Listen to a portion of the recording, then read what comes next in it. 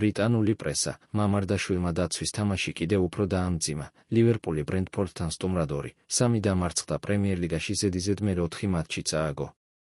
თბილ Football.com გიორგი მამარდაშვილის სუსტ თამაშს გამოეხმაურა.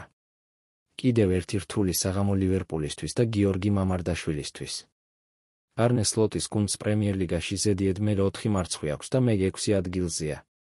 ბრენტფორდმა ლივერპულს ბევრი პრობლემა შეუქმნა, მამარდაშვილმა კი თავისი სუსტი თამაშით დაცვის თამაში კიდევ უფრო დაამძიმა. ქართველ მეკარეს რამდენიმე კარგი სეივი ჰქონდა, თუმცა მეორე გოლისას თავისი თამაშით აშკარად იმედგაცრუებული იქნება. იმ დროს როცა ანგარიში 2-0 გახდა 25 წლის კიპერს კარიდან გამოსვლა შეეძლო, თუმცა გადაწყვეტილება შეცვალა და უკან დაიხია.